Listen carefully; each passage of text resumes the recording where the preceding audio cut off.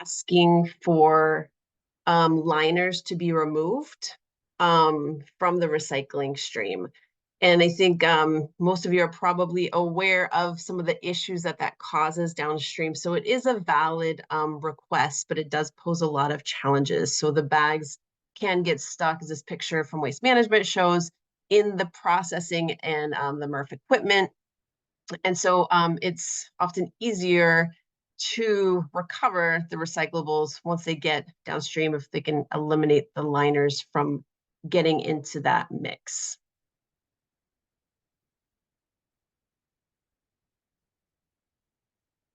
And so our teams will generally hear about this from the waste hauler. So our SBM staff may or may not be directly in contact with the hauler. We may be talking to facilities teams, other people at the site. And one of the things that we recommend to our SBM staff is to clarify the request. So confirm that the hauler actually wants recyclables that they accept loose in the designated recycle container. So this could be a front end loader, this could be a tote, it could be a compactor, whatever you're putting the recyclables in for the hauler to pick up. They don't want any liners in there. For example, one of our sites that we deal with, the hauler kept saying, oh, you have contamination, you have contamination. And the site went through a lot of effort to reduce the non-recyclable items that were being put in with the recyclables. But what in fact they meant was they didn't want any bags or liners, but they didn't specify that. And so we had a lot of back and forth and a lot of kind of wasted efforts because the hauler was then also taking all of the the cleaner recyclables to the trash facility instead of the recycle facility. So a lot of times these will get diverted. And so we want to resolve this issue as soon as possible. So the hauler may say things like, I don't want any more plastic liners in the recycling, or you can't put bags in the recycle container, or your recycle is contaminated, or you find out because all of a sudden a contamination fee appears on an invoice or something like that. So we always say, ask for specifics. What do you mean by contamination? Is it contamination in the container? Is it contamination in the bags? That has also been a point of confusion with a lot of our teams and trying to help our customer sites resolve this issue. Oftentimes you can ask for pictures from the hauler of what they mean. There's a lot of more advanced technology now where they have pictures and can provide that to you or to your site lead to get a clear understanding of what the contamination is they're talking about. Sometimes it is non-recyclable items being put into the bags. And so that would be an issue that you would want to manage on the employee side of things. Whereas if it's contamination, the wrong thing going into the containers, that would be maybe a janitorial thing or whoever else is responsible for discarding bags into trash or recycle containers.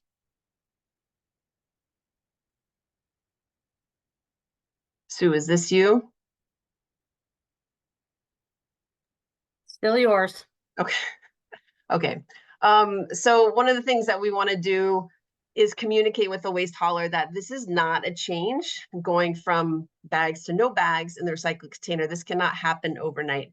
It is a process. The majority of times collecting internally within a facility or site or office building, things need to be bagged in order to easily or effectively transport them. And it is something that is how it always has been done. It doesn't mean that it has to continue being done that way, but it generally is done that way. And to make a change is something that will take effort. It will take time to make that transition. Also important to note that if there is contamination, the hauler may be diverting your recycle container as trash. So letting them know that after you have completed the change, it's like, hey, we're done, check it out. Please take my recyclables to the MRF instead of the trash facility. And also that will often stop those contamination charges as well, that you've made that change. Now, engaging with your cleaning company, Sue will get into a little bit more of this, but a lot of times we find that people at the site will just go talk to an individual janitor they may see on their floor. but that individual typically does not make changes or process changes for the whole facility. So make sure that you're talking to either a facilities team that manages a janitorial company or the site janitorial lead who is more in a position to adjust that and make the changes that we'll get into. We do have a site that Sue will get into that we've implemented this, but it is a shared compactor situation. And while SBM has made the change and has gone completely bagless for the recycle, there are other entities within the building, such as food service, some retail tenants that are using this shared compactor that have not made the change. And so we are just one part of other users of the facility. So making sure that, again, communicating back to the hauler, communicating back to maybe the property management that, hey, we've done what we needed to do. You need to address this with the other users of the facility. Sue, I think this is you. Thank you. So, it's really understanding this process. And as Amy stated, one of the bigger problems that happens is the invoice or the direction goes to whoever's paying the bills. And especially for businesses, most of them have an aggregator, and they are the ones that usually will see the invoice and sometimes the letter that says, hey, we're going bagless. And so what happens with that is you find out after the fact, like Amy said, you might have contamination, they might throw it away. In addition to that, they also could fine you. And so the changing of the process is really important. It's working with the facilities team and explaining the process. And there's time associated with this. Most contracts for janitorial are they're vague, but they're also very clear on what they expect you to do.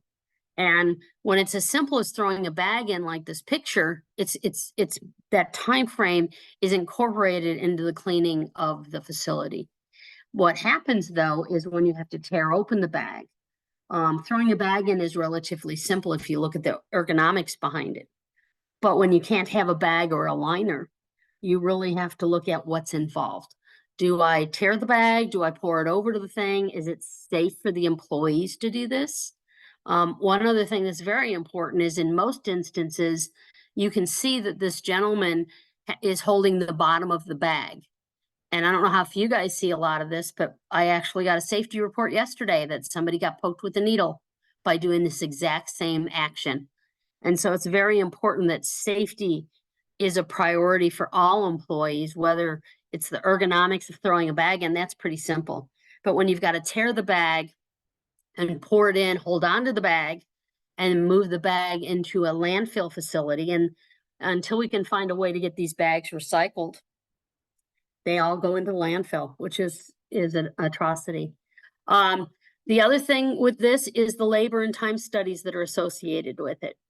And by that, you're looking at how much time. Now, not a big deal if there's 5 bags. You tear the bag, you pour the bag in, you take the leftover bag, you move it into the compactor or front end loader or toter. But if you've got 200 bags a shift, that's a big difference. And they take anywhere from 2 to 5 additional minutes, depending on how you have to handle this per bag. So it's important to take into account that there's more labor. In most applications for janitorial, it's a performance-based contract. And that means that if we're spending 2 to 5 minutes per bag on this, that means that we might not be dusting, or we might not be able to process this material as well as we'd like to. So it pulls us from other tasks. Next page, Amy. And so this is a case study, office environments, finance facility. And you can see that we actually did a time study on what's involved. So the contract covers us throwing a bag away, but when we're not throwing the bag away and we have to sort it, it changes the process. It changes the time associated. And it's very important to realize that, number one, I'm going to start at the beginning. In a business environment, we typically do not remove the bags. We actually did a time study at another facility and removed the bags out of the process. What it did is it required more time to weekly clean the containers that exist. And we had to worry about, we actually tried extending that out a little bit, and we started seeing pests. And I don't know about you guys, but especially the little gnats and fruit flies are very hard to get rid of. So just be aware of that. There's lots of different things that you can try, and I think that's the most important part and key learning with this is, okay, let's try it this way. Let's try it this way. You can see from this first picture that the gentleman doing this is pouring the container into one bag. What that's going to do is eliminate all the small little bags. And that's a large part, I think, why the waste management companies have gone to bagless, because especially in large businesses, we see a lot of bags inside of bags. And I love this direction and this process of dumping it. The other thing that you can see in this picture versus the other one is he's holding the bottom of the container that he lifted. And that's so much better than touching a bag. Because again, a bag can have a needle in it, and you don't know what's wrong with the needle or what was on the needle, or if it was a diabetic needle, whatever, that now you've got to treat them for a different medical condition, which might have a long-term impact. So through this process, he's gone to the dock. Normally he would throw the bag in, but instead at this facility, you see him left corner picture, cutting the bag. Now you also see the brown paper bag. They tried doing this on the pilot of just pouring the material into the compactor, and they noticed that they were getting smells and some bugs. So they then moved to these bags, and these are sort of leaf bags that you see. You can see them at like a Home Depot or a Lowe's. They also sell them at Staples. And so our current pilot is moved into long-term, where he cuts the bag and he lets the material fall in. He's now stapling the bag in the next picture because we're trying to control smells and bugs, and then it gets thrown into the compactor. So this is a more extreme way in my mind, but the bag itself can then get recycled. We're still throwing away a bag. We did try at a different pilot putting the bags inside the recycle containers throughout the building. That didn't work well because it was very hard for us to collect the bags. It took a lot more time and a different process to collect that material in the paper bags. Next slide, please. And so this is a different case study that we did that's a little bit easier. He is pulling the bags, and then they're not tying the bags in this process, and that saves time. But if you think about it, it makes it very hard to stack bags in a container so that hopefully they don't pour out in, say, a tilt truck or even a brute. And then he can easily get down to the front end loader and pour it in and then throw the bag away. We did try a small pilot of keeping that bag if it wasn't soiled and reusing it. It's very hard when you're changing out 200 trash cans in a shift to be able to pull bags out like that instead of them being on a roll. I want to highlight also how easy it is for this person to be able to stand there and pour that material in. In some instances, I might be shorter, makes it hard for me. In addition, I think this is a 3-yard container. And if it's a larger container, very hard for them to, again, pour into that container versus throwing a bag over the top. And so it takes different thoughts. We did a pilot up at a very large software manufacturer up in Redmond. And my gosh, every container was a different size, different location. Some of the compactors, it was easy to throw a bag in, but there might have been a foot distance from the dock into the compactor or front end loader. So again, easy to throw a bag in, very hard to pour in recycling. Next slide. Yeah, and I just wanted to note that at this particular site, they do have a process for after the bag is poured into the front end loader. If the bag is clean, they will put it into a Gaylord for plastic film, and so those are getting recycled at this facility. Thanks, Amy. Next slide. Thank you. So we wanted to open this up and start talking about what you've seen and if you have any questions.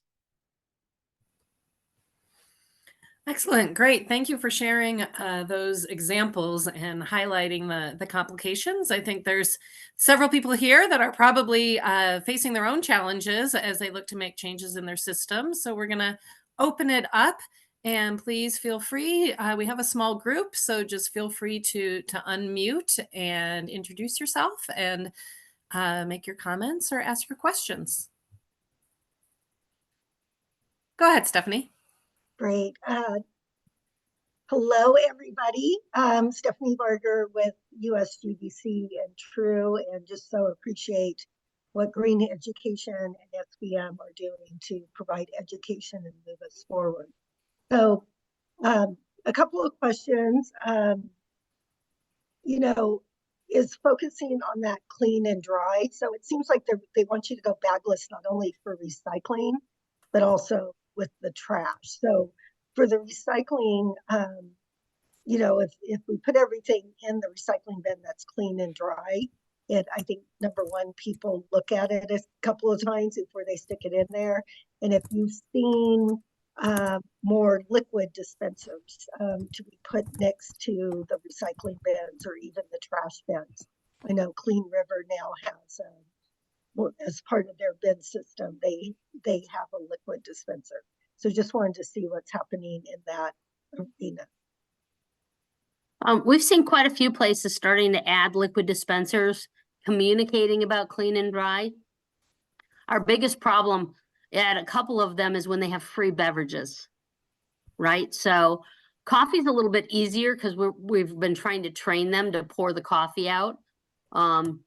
We've also been trying to train them to bring their own containers so that you're generating less waste, whether that's compost or recycle or landfill.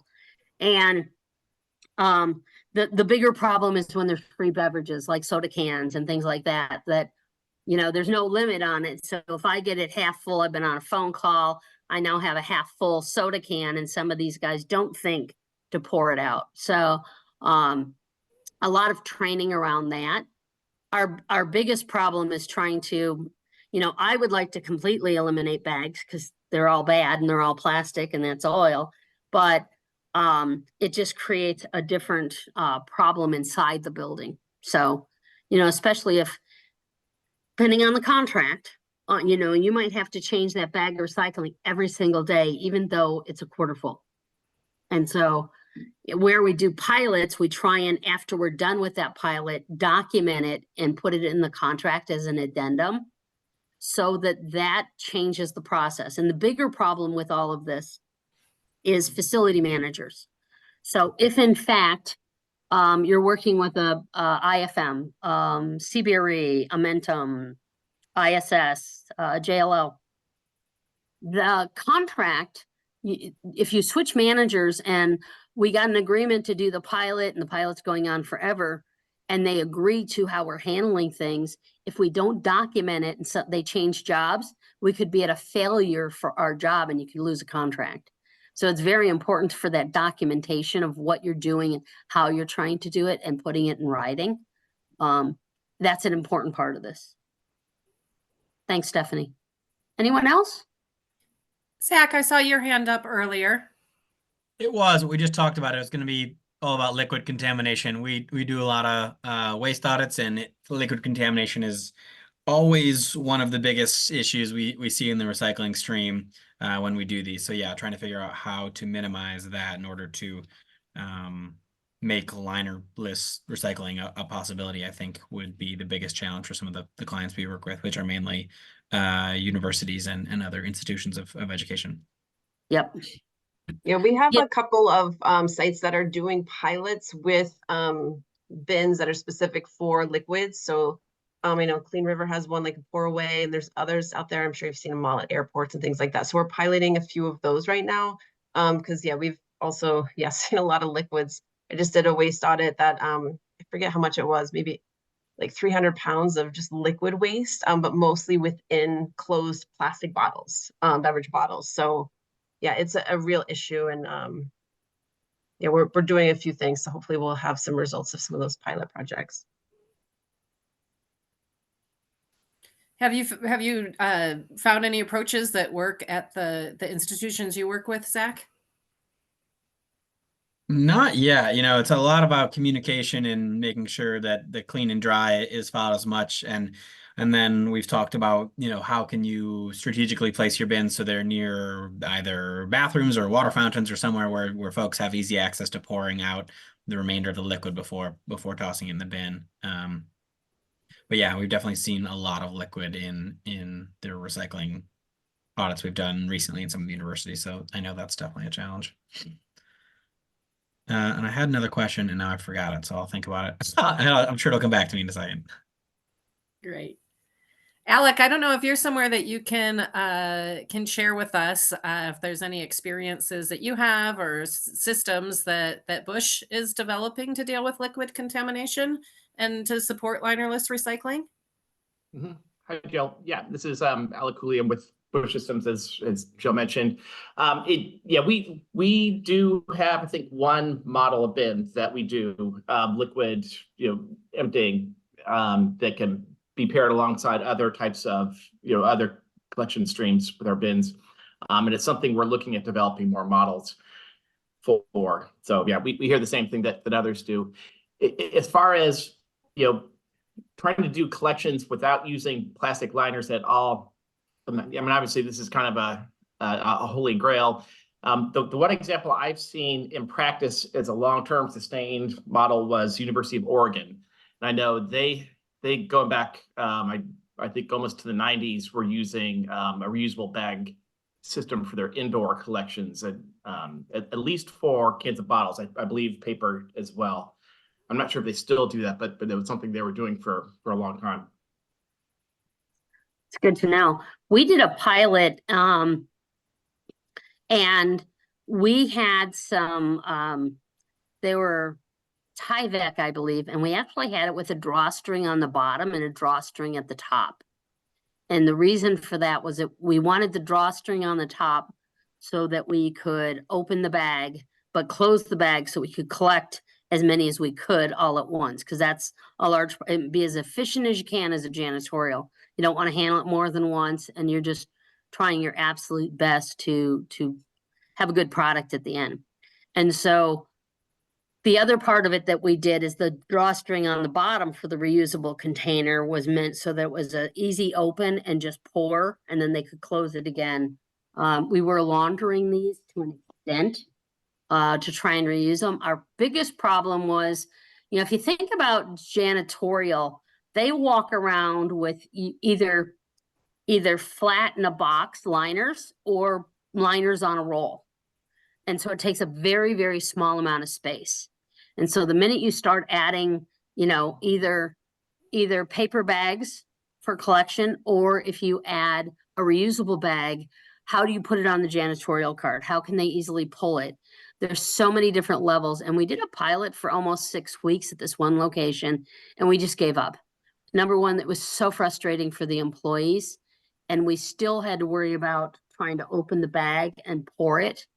And then we had to wipe out the containers. But boy, we're happy to talk through any ideas people have, and where we can try and pilot them. We've piloted quite a few. That one that's using the bag right now is no longer a pilot. It's just part of the operation. But 2 to 3 minutes per bag. If you've got a large facility, a university, this one place that we did a pilot is almost 16 million square feet. And so you really got to think through the process and know that in some instances, you're going to have to pay for additional for their time, or you have to adjust the performance expectations for the janitorial team. And most of them are very, very tight. It's probably the first place everybody looks to cut dollars, especially after COVID, is the cleaning part of things. Other questions? Ideas? Hey, good morning. Stephanie. Sorry, go ahead, Eric. Hey, this is Eric Gray with JLL, former WM employee and former presenter on this exact topic with you, Sue Beets. Hi, I know Eric. how are you? We've been through the ringer on this. It's a topic near and dear to my heart. We've done the pilots on reusable bags and paper bags, and then tearing and cutting open bags. I just wanted to know, generally across the board for most of the sites that are following protocol for bagless? Is it that janitorial are just defaulting to tearing open the bags and dumping in with that extra time needed? That's what Yes. we're seeing still on our end. I just wanted Yeah, to confirm. that's a large part of it. The key to it is the customer knowing that it's going to take more time. Most of them require a time study, so you can quantify that, you know, it's 45 seconds to 2 minutes, but finishing the whole process. I had a thought. You know, again, the other thing to be aware of in the place that's doing the bag, the leaf bag. So if you think about janitorial, let's say the average big bag, Slim Jim or a Brute is, let's say 25 cents. And that's probably a little bit high. Each of those paper bags are $1.80 a piece. So you really got to put some thought behind how do you want to handle it. And what's involved. I mean, again, time study includes any kind of cost associated with it. You know, I aggressively, Eric will contest to this for waste management. I aggressively try and work with these guys because I get it for consumers at home, municipalities, but when you get to a business, they're not going to budge on what the process is inside the building. So you're adding to that process. And my whole point is, why can't you have a bag breaker in the front of this? And that picture Amy showed with all of the bags caught in, if you have a bag breaker up front, it usually somehow sucks or grabs the bag so it's not getting caught in the equipment. Because I get that part. I did some traveling abroad for work. I was in Barcelona, Spain, and we actually went to the MRF that was handling the recycling. And everywhere in Spain, they all have a bag breaker up front. And it's far enough away from the process that it's usually caught and sucked up. But it's a fabulous process. And I'm like, why can't we do that in the States? Because this does create a lot of work and directional change. We have a different hauler that everything is going into landfill. They have a great program. And because we're not handling the bags, and the site doesn't want to pay for the bags to be broke, all of their materials being landfilled. So it really depends on the client and how they want to handle things. And we're still collecting recyclables separate. It's just, you know, the process doesn't include changing out the bags. Thanks, Eric. Anyone else?